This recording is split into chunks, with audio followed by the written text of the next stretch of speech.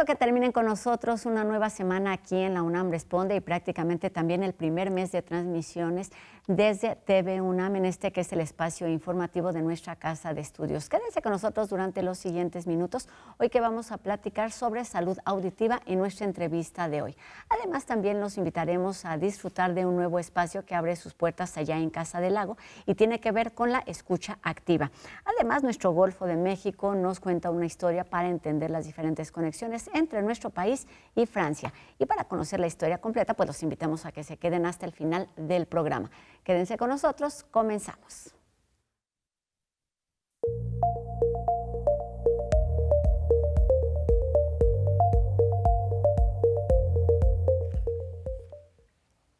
Escuchar bien no solamente nos permite comunicarnos, sino aprender, relacionarnos y también participar en la vida social. Sin embargo, en un entorno pues cada vez más activo y quizás ruidoso, resulta necesario hablar de prevención, de cuidado del oído y salud auditiva, con la intención pues de generar conciencia sobre este factor esencial de bienestar y de calidad de vida. Y para ello damos la bienvenida a la doctora Ana Laura Padilla Ortiz, quien es investigadora por México del CECIT, comisionada al Grupo de Acústica Aplicada y Vibraciones del Instituto de Ciencias Aplicadas y Tecnología, el ICAT, de nuestra universidad. ¿Cómo estás, doctora? Bienvenida a la UNAM Responde. Hola, muchas gracias por la invitación, buen día. Pues muchas gracias, qué bueno que estés aquí para ayudarnos a entender, o más bien, comencemos por ahí. ¿Qué tan conscientes somos los mexicanos de nuestra salud auditiva y de lo que representa la importancia de su cuidado? Pues yo diría que muy poco o nada, en realidad. En muchas ocasiones que yo he dado charlas siempre pregunto ¿quién se ha hecho alguna vez una audiometría? Y si acaso un par de personas levantan la mano. Entonces, en términos generales, creo que somos poco conscientes del daño que le hacemos a nuestro oído. También somos poco conscientes de todo lo que nuestro oído hace por nosotros, desde que somos pequeños, ¿no? Comencemos por ahí. ¿Qué hace para darle la importancia y el valor que merece? Pues gracias a que tenemos capacidad auditiva, podemos hablar. Es decir, nosotros cómo adquirimos el lenguaje. Escuchamos a nuestros padres y repetimos esas palabras. Entonces fue que pudimos desarrollar el lenguaje. ¿Qué pasa con los niños que nacen con alguna discapacidad? No pueden desarrollarlo, ¿no?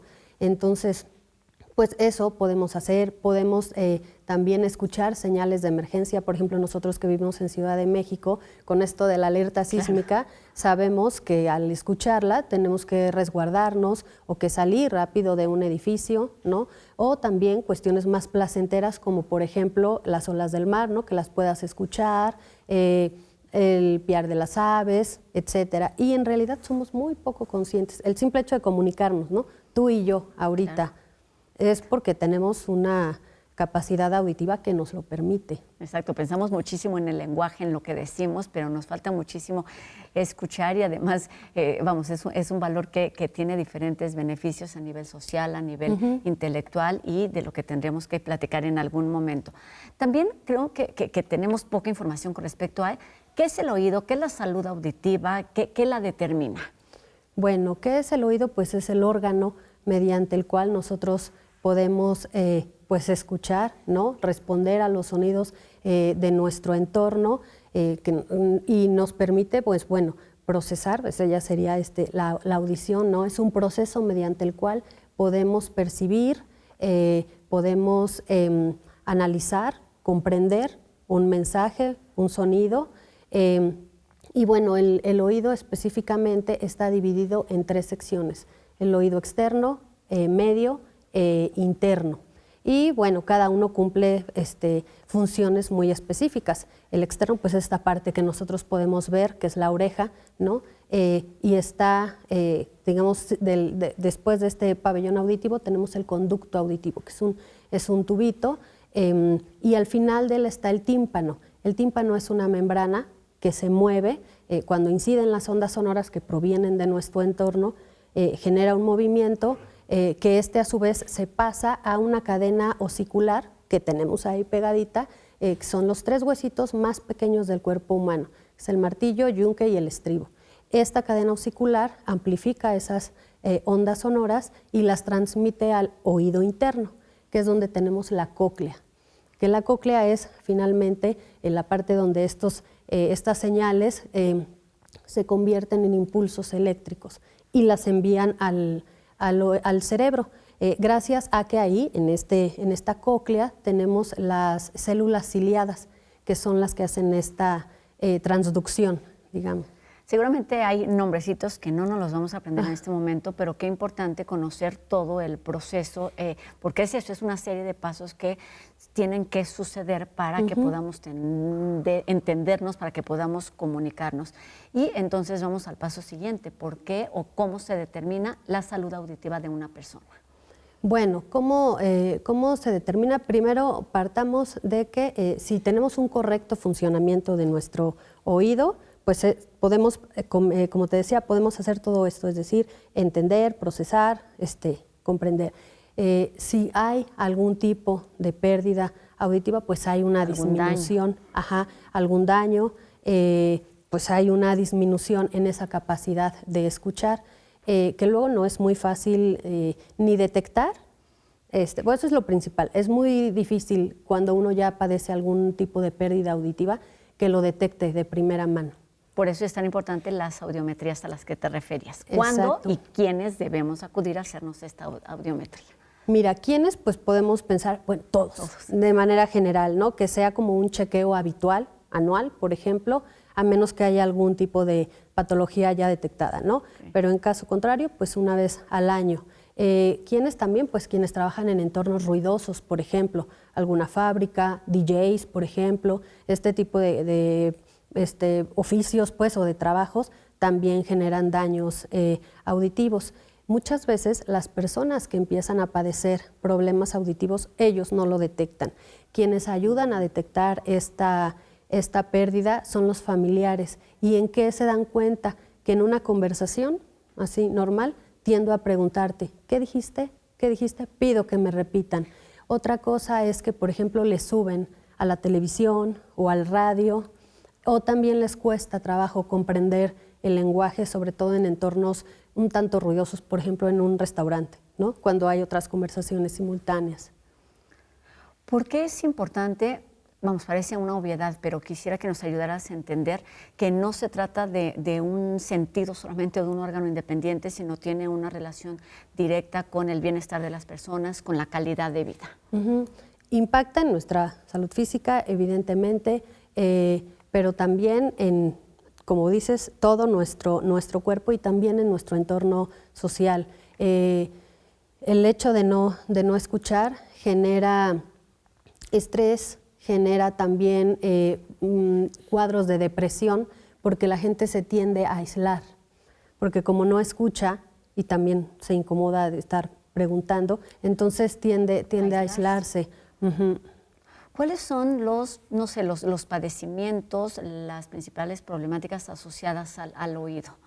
Pues digamos la más evidente, podríamos pensar, la pérdida, cuando te expones a sonidos fuertes, intensos, por periodos prolongados. Pero también hay efectos no auditivos asociados al ruido, como por ejemplo problemas cardiovasculares, gastrointestinales, estrés, irritabilidad, evidentemente perturba el sueño, si queremos conciliar el sueño, afecta la concentración, lo que entonces también impacta en el rendimiento laboral, en el rendimiento académico, por ejemplo. Claro, y tiene que ver directamente con nuestra vida diaria. No puedes quitarte el oído para decir, me molesta y seguimos la vida como si nada ocurriera. Y quisiera que nos ayudaras a entender cuáles son esos factores que provocan este daño al oído. Por ejemplo, lo decía al principio, vivimos en una ciudad como complicada, con mucha movilidad, con mucho ruido, vas caminando y pues de repente, no sé, justo los camiones, pero además estamos expuestos constantemente quizás al uso de audífonos. ¿Cuáles son esos ruidos que son dañinos y qué tiene que ver? El tiempo, el nivel, la cantidad o la calidad de ese ruido. Pues mira, como bien dices, vivimos en una ciudad ruidosa, es densamente poblada, las actividades humanas generan ruidos. De hecho, el ruido urbano ya es un problema de salud declarado por la Organización Mundial de la Salud. ¿De qué ruidos hablamos? Ya decías, el tránsito vehicular, la industria, la construcción y te decía en general, actividades humanas. Esta combinación que decías, ¿qué tipo de ruidos? Bueno, pues todos estos que están presentes, pero además también esto que comentabas, el uso de audífonos de forma indiscriminada es un grave problema ya de salud también declarado por la Organización Mundial de la Salud, específicamente en una población joven. La OMS declara que más de 1.100 millones de jóvenes entre 12 y 35 años están en riesgo de padecer pérdida auditiva pues, prematura, porque son jóvenes, por el uso indiscriminado. ¿Qué es lo que más daña? Los niveles tan altos a los que traen la música y el tiempo de exposición, porque traen durante muchas horas la música a alto volumen y aquí, ¿no? Exacto, entonces son diferentes factores. Uno es el volumen al que estamos escuchando y otro es la cantidad de tiempo al que estamos expuestos con este ruido. Ahora bien, hay otro tipo de ruidos, que son los ruidos impulsivos, que se caracterizan por tener mucha energía en un periodo corto de tiempo. Un ejemplo, un balazo, por ejemplo, un arma de fuego o los fuegos artificiales o ese tipo de ruidos. No necesitas una exposición prolongada, con uno basta. Es decir, otro factor tendría que ser la distancia. Sí, entonces ya con este tipo de ruidos puedes tener una pérdida auditiva irreparable con un solo evento. Ok, eso nos habla del cuidado que debemos tener y volvemos al principio, la atención que debemos ponerle a nuestros oídos. Hay términos relacionados con la contaminación auditiva, con el ruido. ¿De qué estamos hablando? Es decir, que es todo aquello, además, que daña, no necesariamente que tenga que ver con el ruido, sino a lo mejor higiene, otros padecimientos con respecto a esa salud auditiva que debemos cuidar. Algo que es muy común, el uso de hisopos, ¿no? Pretenden limpiarse los oídos cuando, bueno, primero es peligroso porque lo que pueden hacer es perforar el tímpano, esta membrana delgadita que comentábamos, se puede perforar, hay gente que se mete pasadores para limpiarse o incluso las llaves. Entonces, eso es peligroso por estas cuestiones que te comento, una perforación del tímpano. Entonces, los especialistas lo que recomiendan es lavar con agua y jabón esta parte que sí vemos, el pabellón auricular, y basta, no introducir ningún tipo de objeto, nada, para limpiarse. El cerumen tiene una función particular que es justamente capturar todas las partículas de polvo y arrastrarlas. Entonces, cuando la gente introduce hisopos, lejos de tener una acción higiénica, lo que hacen es empujarse un poco más el cerumen. Hagamos esta tarea para evitarlo. Cuéntanos cómo todo este conocimiento se convierte en líneas, en trabajos de investigación en el ICAT. ¿Qué es en lo que están trabajando, por ejemplo, actualmente en el laboratorio donde te encuentras? Pues en el ICAT hay varias líneas de investigación, tenemos instrumentación y mediciones acústicas, caracterización acústica de materiales, procesamiento digital de señales, audiología y acústica arquitectónica.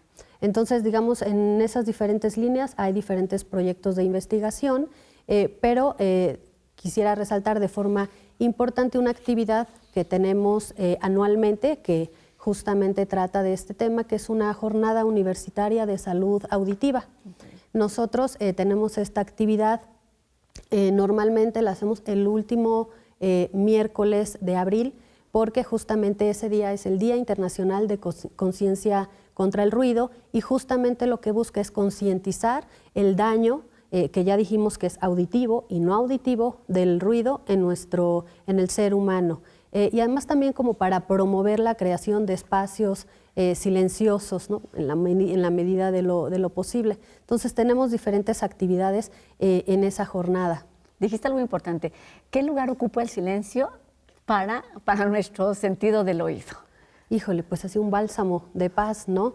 Que realmente pues hay pocos. O sea, en esta ciudad, como bien comentabas, que no hay espacio o hay muy pocos espacios. ¿Y por qué es importante? ¿Qué hace, digamos, al oído y a nuestro estado de ánimo, al de concentración, al sueño al que ya te refieres pues en algún mejora momento? todo, ¿no? Es decir, concilias mejor el sueño, tienes un sueño reparador, incluso puedes pensar mejor, creo yo. Entonces trae muchos beneficios, pero creo que primero está esta conciencia, ¿no? Tener esta conciencia de que pues, el ruido daña, y como decíamos, no solo la audición, sino todo el organismo. ¿Hay cifras, datos con respecto a problemas o temas relacionados con la audición en nuestro país? Lo decías también en algún momento, se trata ya de un tema de salud pública. Por ejemplo, si ponemos un panorama general, la Organización Mundial de la Salud indica que más del 5% de la población mundial padece alguna pérdida auditiva. Ya aquí en el país, un comunicado de la Secretaría de Salud indica, esto con datos del 2021, puede variar un poquito esa cifra, claro, pero en ese momento había 2.3 millones de personas con pérdida auditiva, más del 50% de esa población mayores de 60 años. Y además eso, cada vez a edades más tempranas se van manifestando algunas problemáticas. Exacto, porque si bien la pérdida auditiva pues es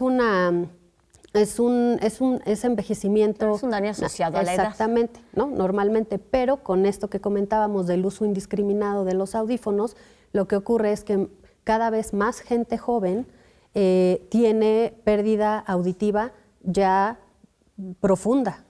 Y que podemos modificar con hábitos y con prácticas cotidianas. Terminemos con estas sencillas o recomendaciones prácticas para que todos podamos cuidar nuestro oído. Bueno, ¿cuáles serían o cuáles podría dar yo? Pues evidentemente evitar lugares ruidosos.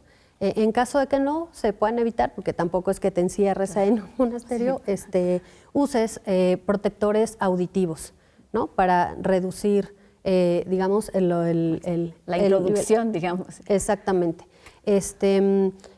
Limitar el uso de audífonos, bajarle al volumen y limitar el tiempo de uso de los mismos. Ahora los teléfonos celulares normalmente traen ahí un aviso, ¿no? Cuando uno le sube al volumen, te indica este nivel puede ser dañino. Entonces, como hacerle caso, bajarle y recortar el tiempo.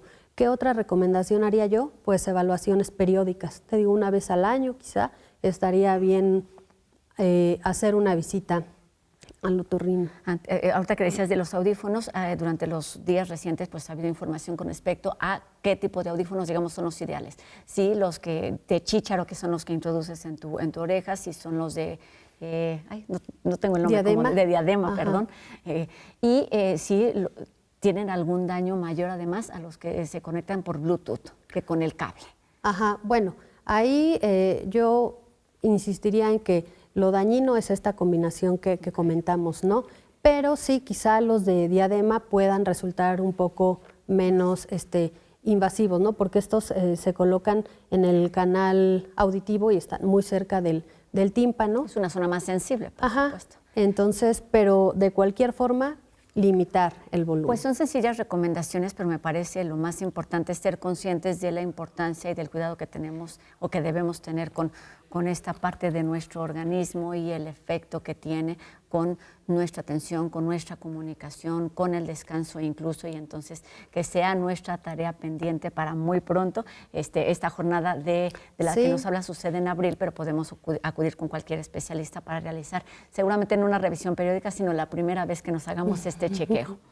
Así la invitación. Pues muchísimas gracias, doctora Ana Laura Padilla Ortiz, del Instituto de Ciencias Aplicadas y Tecnología, el ICAT, de nuestra universidad. Gracias por estos minutos y por esta información. Gracias.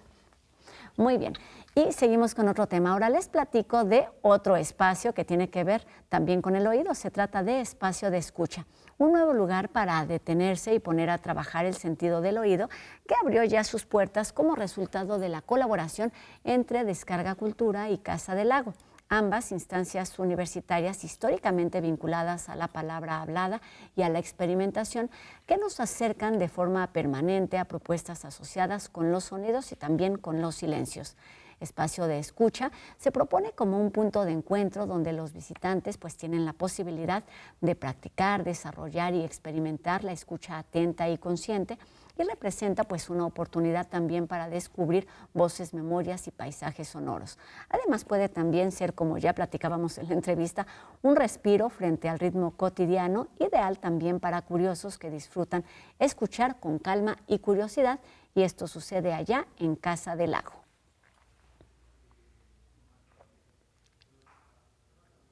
Los conflictos bélicos pueden dejar aprendizajes en muchos sentidos. Hoy nuestro Golfo de México hace un recuento de esos vínculos entre Francia y nuestro país.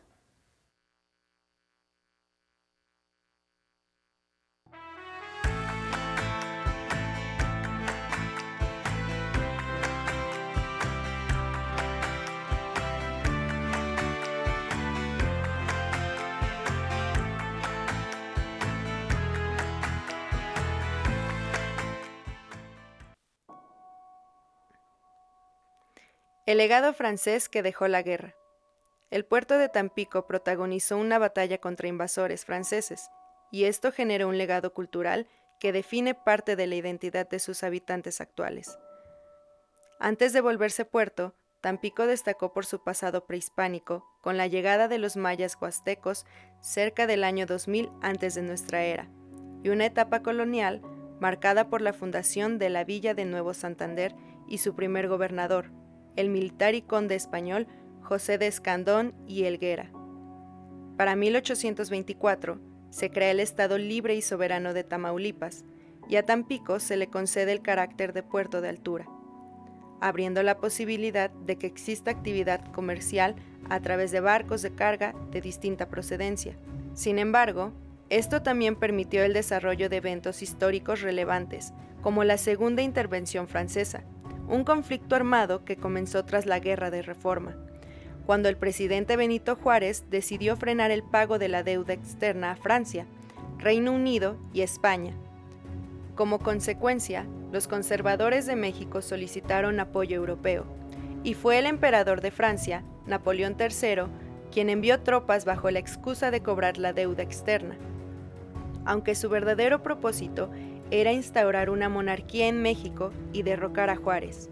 En este sentido, los soldados franceses bajo el mando del almirante Jean-Pierre Edmond Jurien de la Gavière desembarcaron en Tampico en noviembre de 1862, como una estrategia para controlar los puertos. El 19 de enero de 1863, cuando el mariscal Frédéric Forey ordena la retirada de las flotas francesas, los generales mexicanos Juan José de la Garza y Desiderio Pavón aprovecharon para atacar a los franceses con 1.500 soldados y algunos cañones que, tras varios disparos, dañaron una de las embarcaciones francesas. Lograron capturar a soldados y marineros. Fue una victoria para el ejército mexicano. Este acontecimiento, conocido como la Batalla de Tampico, no detuvo la influencia francesa que ya se tejía en el puerto de Tampico desde mediados del siglo XIX, y se reflejó en la forma de vestir, y sobre todo, en la panadería.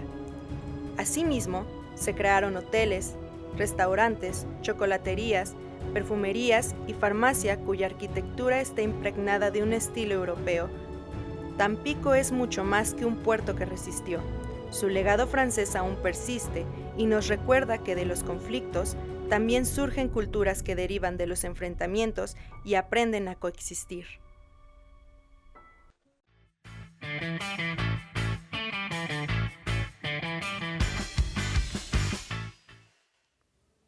¿Sabías que es más difícil que los hombres busquen atención médica si los comparamos con las mujeres? Las razones y los datos en la siguiente cápsula de UNAM Global TV.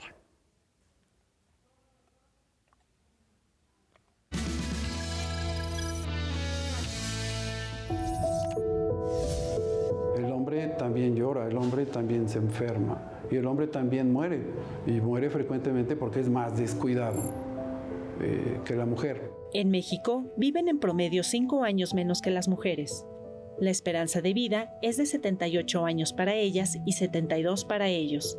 Y aunque muchas muertes podrían prevenirse, la cultura de aguantarse sigue costando vidas. El hecho de que los hombres no vayan a consulta médica tan a menudo, o a veces de plano no vayan, creo que tiene mucho que ver con la imagen de lo masculino: ser fuerte, ser aguantador, no quejarse.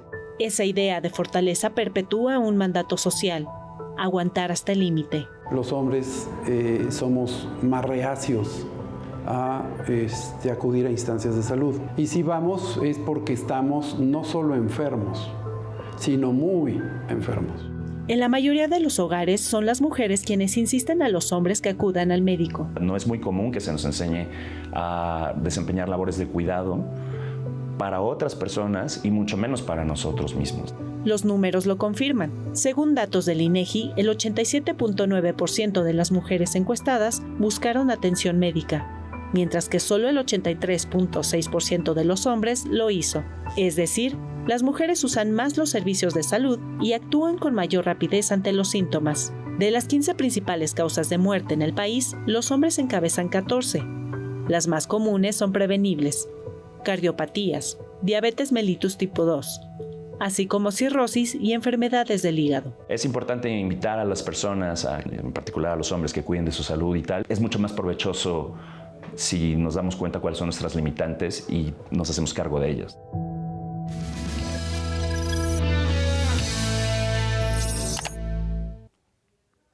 Es así como terminamos nuestro programa de hoy, también la semana, agradeciendo a Fernanda Ramírez su participación en la interpretación de lengua de señas mexicana y recordándoles a todos ustedes que podemos estar en contacto a través de nuestras redes sociales.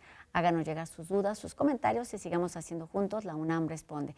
Y para terminar la semana, también agradezco a todas y cada una de las personas que hacen posible esta transmisión día con día aquí en nuestras instalaciones de TV UNAM y también desde el máster. Que tengan un excelente fin de semana, lo disfruten y nos encontremos aquí el próximo lunes, 2:30 de la tarde, por supuesto, en TV UNAM. Adiós.